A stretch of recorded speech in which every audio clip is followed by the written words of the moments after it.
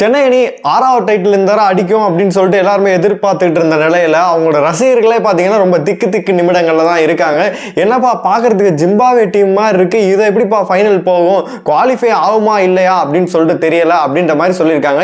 இப்படிப்பட்ட பிளேயிங் 11 வச்சுக்கிட்டு எப்படிப்பா விளையாட போறீங்க அப்படின்ற மாதிரி ரொம்பவே பயத்தில் இருக்காங்க அப்படின்னே சொல்லலாம். அது மட்டும் இல்லாமல் ருத்ராஜும் நம்ம கலீல் அகமது பண்ண விஷயங்கள் வந்து ரொம்ப சோசியல் மீடியா ஃபுல்லாக ஒரு விஷயமா போயிட்டு இருக்கு. அதை பற்றி நம்ம எல்லாத்தையுமே ஃபுல்லாகவே பார்த்துடலாம். ஹாய் மக்களே, நான் உங்கள் ஷாம். ஃபஸ்ட்டு இந்த கலீல் அகமது அந்த ருத்ராஜ் ஒரு விஷயம் போயிட்டுருக்கு, அதை பற்றி ஒரு கிளாரிட்டியாக ஒன்று பார்த்துடலாம். அதாவது பால் டேம்பரிங் பண்ணிட்டாங்க, அதாவது பாலை சேதப்படுத்தி விட்டார்கள், இவங்க ஏதோ பண்ணிட்டாங்க அப்படின்னு சொல்லிட்டு ஒரு விஷயம் போயிட்டுருக்கு. ஏன்டா தற்குறி மாதிரி ஏன்டா பேசிக்கிட்டு இருக்கீங்க? அதாவது ஃபஸ்ட்டு ஓவரில் பார்த்தீங்கன்னா பால் கொடுப்பார் கையில், பார்த்தீங்கன்னா எங்கெங்கே ஃபீல்ட் செட் பண்ணும் அப்படின்னு சொல்லிட்டு பார்த்தீங்கன்னா செட் பண்ணுறதுக்காக அவர் நின்றுட்டு இருப்பார். அதுக்கப்புறமேட்டு அவர் கையில் அந்த ரிங் பார்த்தீங்கன்னா சரி இடத்துல இருக்கும் கழட்டி பார்த்தீங்கன்னா ருத்துட்ட கொடுப்பார். ருத்து வந்து பாக்கெட்டில் வச்சுட்டு போவார்.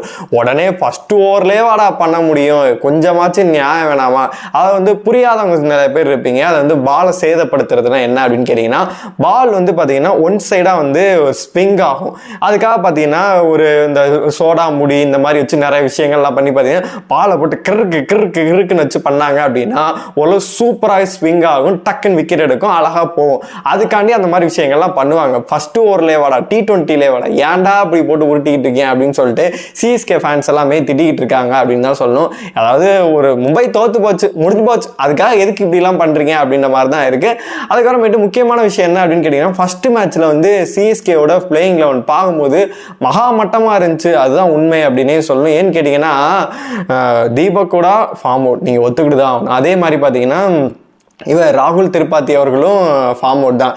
அதாவது ரிட்டையர் ஆன பிளேயர்ஸ் எல்லாத்தையும் வந்து சென்னை சூப்பர் கிங்ஸில் போட்டு அவங்கள தேத்தி வழிநடத்தி வைக்கிறது வந்து சென்னை சூப்பர் கிங்ஸ்க்கு வந்து புதுசு கிடையாது.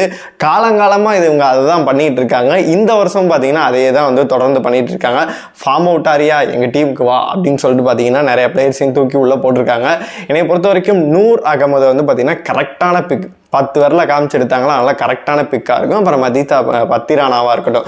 மற்றபடி ஒரு சில கீ பிளேயர்ஸ் மட்டும்தான் வந்து சென்னை அணியில் வந்து பயமுத்துற மாதிரி இருக்காங்க. ஒரு ஹிட்டர் அப்படின்னு சொல்லிட்டு சுத்தமாக வந்து யாருமே கிடையாது. இப்போ வந்து 7th டவுனில் வந்து தோனி அவர்கள் இறங்குறாரு. அவர் 2 6 3 6 அடிக்கிறான்னு வச்சுக்கோங்க, கரெக்டான பால் போட்டு அவரையுமே ஈஸியாக வந்து அவுட் பண்ணிடுவாங்க. அவர் முன்னெடுந்த ஃபார்ம் வந்து இப்போ கிடையாது நம்மளாட்டி, அதுதான் நெசம். அப்படி இருக்கும்போது அந்த ஃபைனலில் வந்து ஹிட்டர் யாருன்னு நீங்கள் வந்து கேட்கலாம். அதாவது நீங்கள் ஜடேஜாவை சொல்ல போகிறீங்களா இல்லாட்டி அஸ்வினை சொல்ல போகிறீங்க? 2 பேருமே ஹிட்டர் கிடையாது. 2 பேருமே பார்த்தீங்கன்னா 6 அடிப்பாங்க, 4 அடிப்பாங்க. அதுவும் வந்து ஜடேஜா கூட ஓகே அப்படின்ற மாதிரி இருக்கும். அஸ்வின் வந்து டெஸ்ட்டில் சூப்பராக விளையாடுவார். அவரால் ரன் மட்டும்தான் தேத்த முடியும். ஒரு சில 6ம் போட முடியும், 4ம் போட முடியும். இருந்தாலுமே இப்போ வந்து ஒரு 5 விக்கெட் விழுந்துருச்சு. கடைசியில் வந்து ஒரு 40 ரன்கள் தேவை.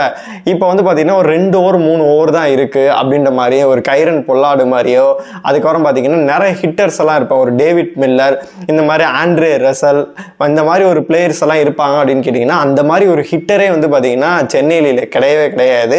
அதனால மிகப்பெரிய ஒரு செட்பேக்காக சென்னை அணிக்கு இந்த வருஷம் இருக்கும். அதனால வந்து பிளே ஆஃப் போகிறதே கஷ்டமாக இருக்கும். ஃபர்ஸ்ட் மேட்சே பார்த்தீங்கன்னா 20வது ஓவரில் தான் போயிட்டு ஜெயிக்கிறாங்க, அதுவும் மும்பை அணி கூட. அதுலேயே அவங்கள்ட்ட யாருமே இல்லை. சொல்லப்போனால் ஃபர்ஸ்ட் ஹாஃபில் வந்து ரோஹித் சர்மா வந்து அவுட் ஆகிட்டார். செகண்ட் ஹாஃபில் அவர் வந்து வரவே இல்லை.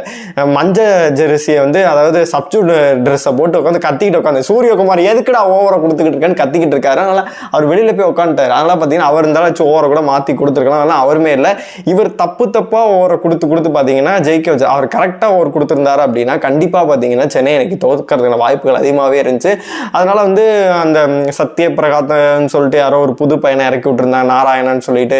அப்புறமேட்டு விக்னேஷ் புத்தூர் சூப்பராகவே போட்டிருந்தார். அதனால யங் பிளேயருக்கு நிறைய வாய்ப்பு கொடுத்துருந்தாங்க. அப்படி இருக்கும்போது அங்கே ரோஹித் ஃபர்ஸ்ட் ஹாஃப் மட்டும் தான் இருந்தாலும் செகண்ட் ஹாஃப் வந்து ஃபீல்டிங் கூட வரல. ஹர்திக் பாண்டியா இல்லை, பும்ரா இல்லை.